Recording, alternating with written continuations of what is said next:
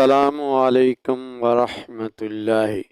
ناظرین، ہماری جاری گفتگو کا عنوان ہے باب کیا شے ہیں قرآن سے پوچھ لو۔ اس حوالے سے آج کا ذیلی عنوان ہے علماء ربانی درجہ ولایت پر فائز ہوتے ہیں۔ مقام و مرتبہ اور عظمت علماء بیان کرتے ہوئے اللہ رب العزت نے اپنے قرآن میں ارشاد فرمایا، قل هل یستوی الذین یعلمون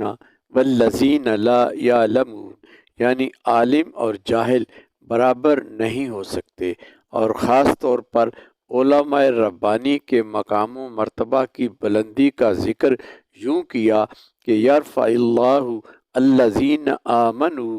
منکم والذین اوتوا العلم درجات، اللہ تعالیٰ تمہارے ایمان والوں کے اور ان کے جن کو علم دیا گیا درجے بلند فرمائے گا،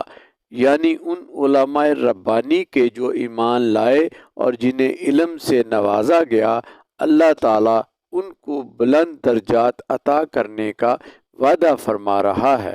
جبکہ انکا لا تخلف المیعاد، اللہ کا وعدہ سچا ہے، اور درجات اتنے بلند کیے کہ اللہ کے رسول صلی اللہ علیہ وسلم نے فرمایا، عالم کی آبد پر فضیلت اتنی ہے جتنی میری فضیلت تم میں سے ایک عام مسلمان پر ہے، بلکہ میرے آقا نے وما ینطق عن الہوا کی زبان اقدس سے وحی یوحیٰ کا خطاب فرماتے ہوئے عالم دین کی فضیلت پر سند یوں عطا کی کہ ایک عالم ربانی 70,000 شب زندہ دار عابدوں سے افضل ہے، یعنی دین اسلام کا ایک عالم ربانی ایسے 70,000 عابدوں سے جو دن کو روزہ رکھیں اور راتیں اللہ کے حضور قیام میں گزاریں، ان 70,000 عابدوں سے دین اسلام کا عالم افضل ہے۔ اور ایک موقع پر فرمایا، بے شک علماء انبیاء کرام کے وارث ہیں، ذرا غور کریں کہ علماء کی وراثت انبیاء کے حقدار بننے سے بڑھ کر شان و عظمت اور کیا ہو سکتی ہے۔ اور باعمل عالم ربانی کے اللہ کی ولایت کے درجے پر فائز ہونے کی ایک علامت تو قرآن نے یرفع اللہ الذین آمنوا منکم میں ایمان کامل بیان فرما دی، جبکہ دوسری یوں بیان فرمائی، انما یخشی اللہ من عبادہ العلماء، حقیقت یہ ہے کہ اللہ کے بندوں میں سے صرف علماء حق ہی اللہ سے ڈرتے ہیں، اور یہی خشیت الہی کی صفت اپنے اولیاء و مقربین کے لیے بیان فرمائی کہ الا ان اولیاء اللہ لا خوف علیہم، کہ بلا شبہ اولیاء اللہ کو بھی اللہ کے علاوہ کسی چیز کا خوف نہیں ہوتا۔ دونوں کی صفات الذین آمنوا وکانوا یتقون، یعنی ایمان لانے کے بعد اطاعت و تقوی ان کی زندگی کا شعار ہوتا ہے، اور علوم قرآنیہ و احادیث رسول کا ذخیرہ کھنگالنے کے بعد امام شافعی رحمہ اللہ نے اسی بات کی صراحت یوں بیان فرمائی کہ اگر عالم دین ولی نہیں تو پھر کوئی بھی ولی نہیں، کیونکہ اللہ جاہلوں کو اپنا دوست نہیں رکھتا۔ ابراہیم بن ادم رحمہ اللہ علیہ تصوف اور ولایت میں اپنا ایک خاص مقام رکھتے ہیں۔ آپ امام ابو حنیفہ رحمہ اللہ سے ملنے آئے تو امام ابو حنیفہ نے کہا، ہمارے امام آئے ہیں، اور ان کے ہاتھوں کو بوسہ دیا،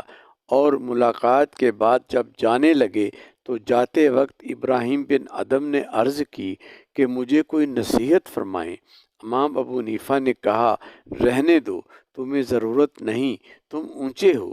جب اصرار بڑھا تو فرمایا، اچھا جاؤ علم حاصل کرو۔ تو معلوم ہوا کہ علم کے بغیر معرفت الہی کا کلی حصول ممکن نہیں۔ اسی پر ایک عارف باللہ حضرت سلطان باہو نے کہا تھا، علم و باج فقیر کہاوے کافر مرے دیوانہ ہو۔ اسی لیے نبی مخبر صلی اللہ علیہ وسلم نے اپنے ہر امتی کو وصیت کی ہے کہ میرے امتی تو صبح اس حال میں کر کہ تو خود عالم ہو، اور اگر ایسا ممکن نہ ہو تو پھر طالب علم بن جا، اور اگر یہ ممکن نہ ہو تو پھر ان دونوں کی باتیں سننے والا بن جا، اور اگر ایسا بھی ممکن نہ ہو تو پھر ان سے محبت کرنے والا بن جا۔ گویا علم حاصل کرنے اور علماء سے نسبت جوڑنے کا حکم اللہ اور رسول صلی اللہ علیہ وسلم دونوں نے دیا ہے۔ ایک عالم ربانی یعنی بندہ ولی کا مقام و مرتبہ اور شان کیا ہے، اور وہ اللہ کی عطا سے متصرف فی الکائنات کیسے ہوتا ہے؟ قرآن حکیم میں دلالت النص اور اشارت النص متعدد دلائل و واقعات اور مثالوں میں سے ایک معروف واقعہ جو اللہ نے ہماری ہدایت کے لیے قرآن میں بیان فرمایا کہ بنی اسرائیل کا ایک ولی آصف بن برخیہ جو عالم ربانی تھا، یعنی اس کے پاس کتاب الہی توریت کا علم تھا، اس کی شان کا اظہار اپنے قرآن سورہ نمل میں میرا اللہ یوں بیان فرماتا ہے۔ اللہ کے نبی سلیمان علیہ السلام کا دربار ہے، ملک سبا کی ملکہ بلقیس متی ہو کر ایک منزل کی دوری پر آ رہی ہے۔ حضرت سلیمان نے بھرے دربار میں سوال کیا کہ ملکہ بلقیس کے آنے سے قبل اس کا تخت کون لائے گا؟ دربار سلیمان علیہ السلام ملکہ بلقیس کے محل سے 2 ماہ کی مسافت تقریباً 2000 سے 2500 میل پر تھا، اور وہ بھاری بھرکم تخت محل کے اندر دروازوں میں مقفل رکھا ہے۔ اسے منگوانے کے لیے اپنے درباریوں سے مدد مانگی جا رہی ہے۔ پہلے ایک درباری جن بولا، قال عفریت من الجن انا آتیک بہ قبل ان تقوم من مقامک۔ ایک بڑا قوی جن بولا، میں وہ تخت آپ کے دربار میں قبل اس کے کہ آپ اجلاس برخاست کریں حاضر کر دوں گا۔ مگر اللہ کے نبی سلیمان نے پوچھا، اس سے جلدی کون لا سکتا ہے؟ پھر اس مطالبے پر ایک عالم ربانی بولا، قال الذی عندہ علم من الکتاب انا آتیک بہ قبل ان یرتد الیک طرفک فلما رآہ مستقرا عندہ۔ درباریوں میں سے ایک عالم ربانی جس کے پاس کتاب الہی یعنی توریت کا علم تھا، اس نے عرض کی کہ میں اسے ضرور حاضر کر دوں گا، اور وقت کتنا لوں گا؟ پلک جھپکنے سے پہلے اور پلک جھپکنے سے قبل لانے کا صرف اعلان نہیں کیا، بلکہ ادھر سلیمان علیہ السلام پلک جھپکتے ہیں، ادھر تخت دربار میں موجود تھا۔ جب سلیمان علیہ السلام نے تخت کو اپنے پاس دیکھا تو کیا کہا؟ قال ھذا من فضل ربی، کہ یہ میرے رب کے فضل سے ہے،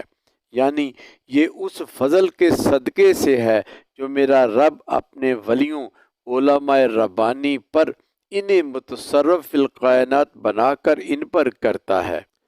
ناظرین، یہاں غور طلب ایک بات تو یہ ہے کہ اگر بندوں سے مدد مانگنا جائز نہ ہوتا تو اللہ کا نبی سلیمان علیہ السلام اپنے درباریوں سے نہ کہتا، بلکہ اللہ کا نبی خود اللہ سے مانگتا، دعا کرتا، تو اللہ جو قادر مطلق ہے بلا شبہ اپنے فضل و انعام کا اظہار بدرجہ اولیٰ اپنے نبی کو عطا کر دیتا، مگر اسی نبی کے ایک امتی عالم ربانی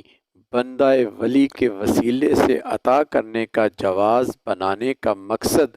یہی تھا کہ زمانہ جان لے کہ عطا تو سب کچھ میں اللہ ہی کرتا ہوں، مگر میرے مقربین اولیاء و صالحین کا وسیلہ بنانا قطعاً شرک و بدعت نہیں۔ اور دوسری بات، اگر اللہ کے بندوں سے مدد مانگنا جائز نہ ہوتا تو اللہ اس واقعہ کو قرآن میں بیان نہ فرماتا۔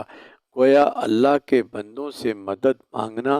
جائز ہے، تو اسی لیے اس واقعہ کو اللہ نے ہماری ہدایت کے لیے قرآن میں بیان فرمایا۔ گویا اللہ کے نبی کا درباریوں، جن و انس سے مدد طلب کرنا اور اس واقعہ کو قرآن میں بیان کرنے کا مقصود زمانے کو بتانا تھا کہ اس میں کوئی شک نہیں کہ دیتا میں اللہ ہی ہوں، مگر اپنے پیاروں کے وسیلے سے میرا کرم اور بھی بالا ہو جاتا ہے۔ اور ہمارے عنوان کے حوالے سے خاص بات کہ جو ولی متصرف فی الکائنات بنا،